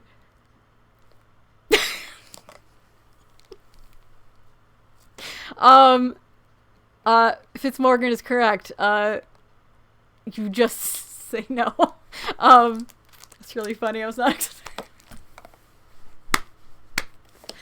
The Foobard manages to come to every single one of my class and gives me a question that makes me laugh, and just, oh my gosh. Every time, without fail, the Foobard, every single time.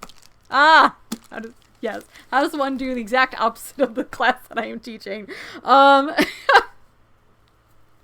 Just have good open communication and make sure that the Knight Circle and the Monarch knows that that's not something that you are pursuing. So if you do become a master in a path, just let them know that that's not something that you're interested in. So you can specifically request that a vote not happen for you. You can overturn that in time if you do change your mind and wish to be considered for knighthood later on in your Amp Guard career. So I'll give you a real answer to that one.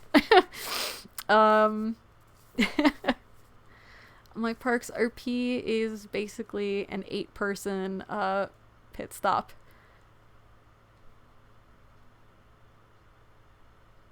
Legit.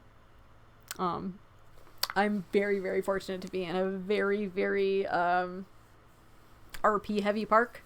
And I would say this is a pretty RP heavy kingdom.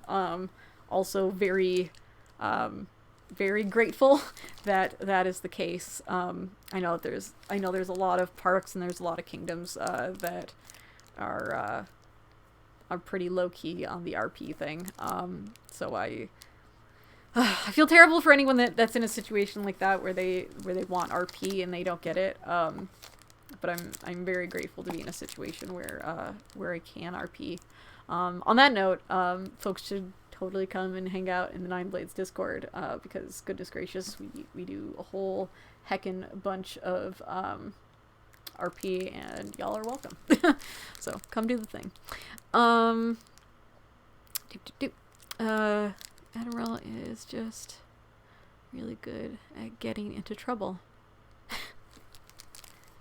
And is, yes, high amounts of shenanigans. Many years of practice. Okay, let's see these questions. It's now just reading your chats.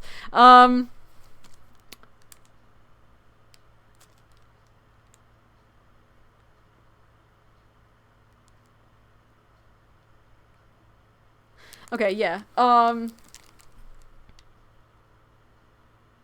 Yeah, it's very similar to sorry, I'll just read that out loud, just so for folks that can't see the chat. I had that now what moment after getting my Paragon Bard, and I'm really glad to hear that, as it seems like it was a mini version of that post-knighting panic you described.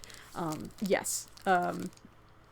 For those that have achieved Paragonhood, it's very similar to that moment of you push for so long of getting that, and then you get there and you're like and you kind of have to reassess what you want to do in the game and how you want to do it. It's very similar to that moment, but like a lot of times knighthood takes longer. For a lot of cases it may not. Your results may vary, but for a lot of folks it can take a very, very long time. So after doing something for that many years, there can be a moment of just like, oh gosh. But it's something that you do recover from fairly well. It just takes a bit of time of just kind of figuring out where you want to move your priorities to. Doop.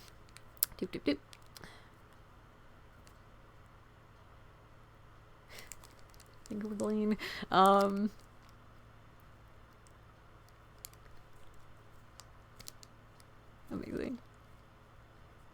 Doop.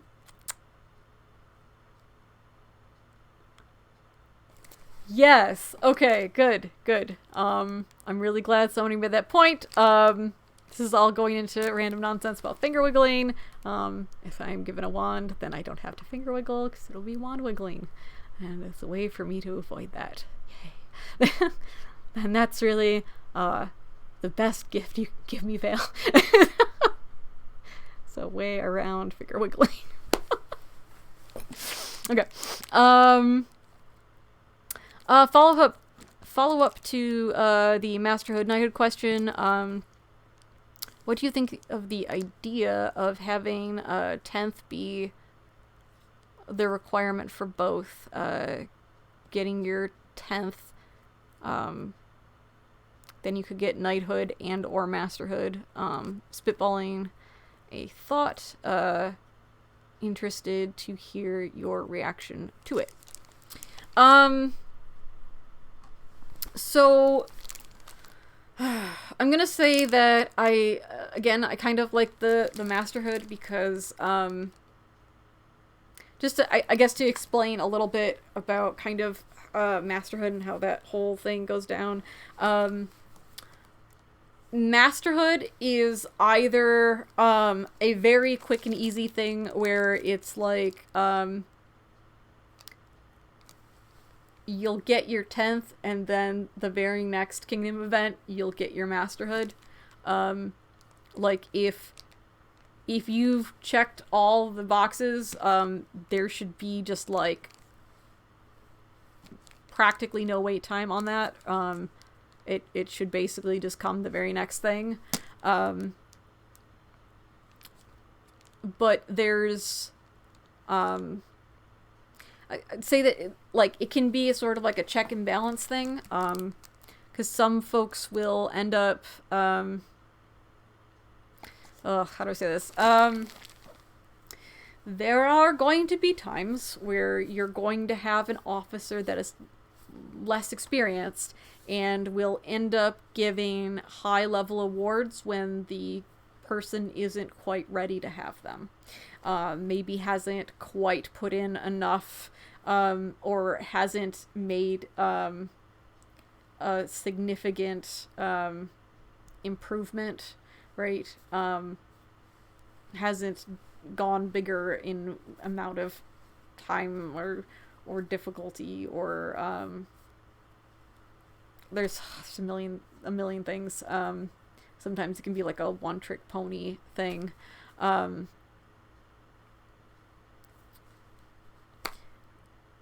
More or less, the masterhood can be a check and balance on that. If somebody gets just to the top and it ends up being like a buddy hookup thing, having the masterhood check can be a way for the candidate to show other skills and or do a thing for a longer period of time. I mean, it really varies. It really varies from person to person. But I think that's the biggest thing. Yeah, it can be a little rough. For the most part, that doesn't end up being the thing. Yeah, it very much depends on how you climbed your ladder, I would say. On how difficult going from 10 to master is. Because for some folks it'll end up being like an 11th, where you'll be expected to do more stuff. If you haven't quite shown enough skill or experience in a thing. So yeah, I'd say it's just kind of like a check and balance thing. But for the most part, it should be a quick jump from 10 to masterhood, in most cases. So that would be the only hiccup I'd see in that. Yeah. But it's a good spitball. And results might vary, right? You're gonna see different things from kingdom to kingdom, different awarding cultures and stuff like that. There's some places where you will see just outrageous expectations, and other places that have very little expectations, and that can skew things a lot. So that can also vary into that a bit. Yeah, I remember I did a whole bunch of stuff between my 10th and my masterhood, and it was one of those unrealistic expectations sort of situations. But I took all the feedback and then I threw down hard, and it was just okay, yep, here you go. So after that, it was just I was this seems really silly, but I'll show you the things, right? But yeah, so for the most part, it shouldn't be that hard to, if you're ready to be at that level, you show them what you got, don't don't back down, never give up, never surrender, all that good stuff. Take stuff as a challenge, I'd say, right? Anytime that you are, you hit that roadblock of like award, thing, take that as a challenge. Take that as a gauntlet drop. Let that be a motivating thing, instead of something that knocks you down and holds you back. Don't let it get into your head. Don't let it undervalue you. Show them what you got. I hope that's helpful.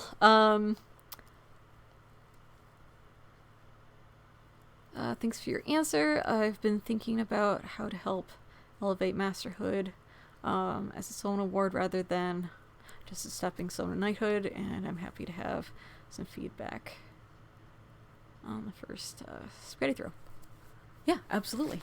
Yeah, one thing I have to say, I really love that Dame Alana Two Trees started the Masterhood hood thing. It just added this next level of I'm gonna call it, like, for lack of better words, like pomp to getting your masterhood, right? It's a very visual thing. It's that, presentation of stuff. Yeah, I think knighthood ends up getting a lot more attention because, like, you have a vigil and then you have a knighting ceremony. The knighting ceremony could be like an hour long, right? For other awards, they call you up, they say your name, they say whatever's on your scroll, and they hand you the thing, and that's it. That's as long as it takes. So I think if we can figure out more pomp and more focus on sort of ceremony sort of regards for masterhood, that might help. Again, I am now just spitballing, throwing spaghetti at the wall. But yeah, it's definitely stuff that should be looked into a bit further. I don't know that I'm the one to do it, so I can give random stuff, but I'm sure there are far more qualified individuals that are that can figure this stuff out. I am not on the awards committee, so I will defer to their knowledge.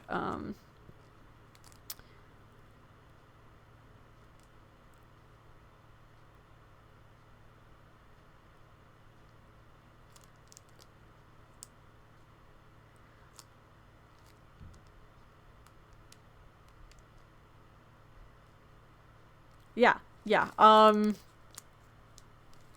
masquerade hoods, the belt favors, yeah, I'm all for it. Now, like, the other thing we have to also recognize is that kind of stuff also can be taxing on artists, so we just have to be careful of that. I think it's really good when folks put emphasis on like for our kingdom, one of our very soon-to-be knights basically did a whole giant fundraiser to create a scroll fund, so that for folks that need help with paying for material costs for awards, that's available to them, without also it taking the treasury taking a giant hit, because we're also simultaneously doing fundraising for our treasury to pay off for a whole bunch of stuff that we have to deal with. So that would be the only other thing, right, is making sure that folks are able to create those things and it not being put undue stress and financial stuff. So that's, I guess, the other thing to consider with more pop stuff. But if it's something that folks can handle, then I see no harm in that. Yeah.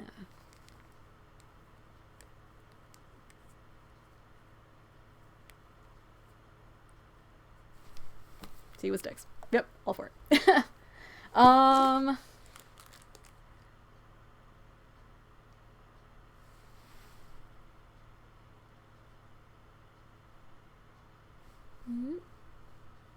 Just check to see if there's anything else.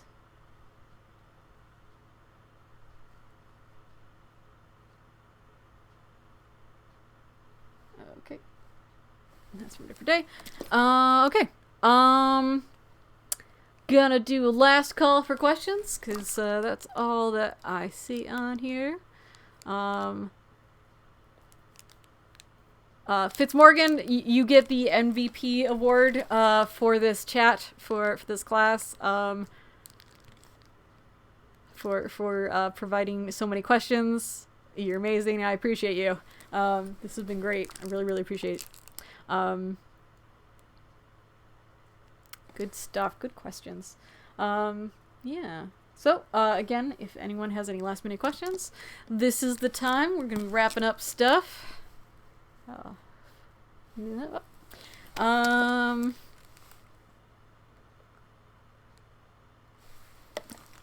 I'm so glad you came. I appreciate it.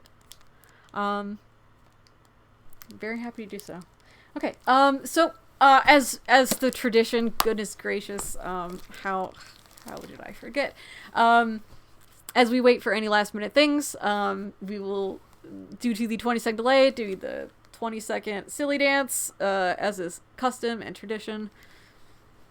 Silly dance. This is always just like a thing most people don't know about if they don't stay to the end of classes. But most do. It's surprising. And always end with the jazz dance for Rajavia, as is tradition. Almost a year in of this silliness. Those jazz hands started so early. And they end all of my classes. Oh, goodness gracious. Okay. Hi, buddy. I'm Trey's still here. Alright. Okay. I think we are all set. Again, I want to thank you all for coming tonight. I want to thank you for your questions, for attending this live. Thank you to anyone who is watching this in the future, whether that be on the YouTube channel or on Twitch. I very much appreciate it. Yeah, so other than that, this has been Knighthood 101. I have been Admiral and Cash, or just Admiral. Take care of each other, take care of yourself, and have yourself a fine evening.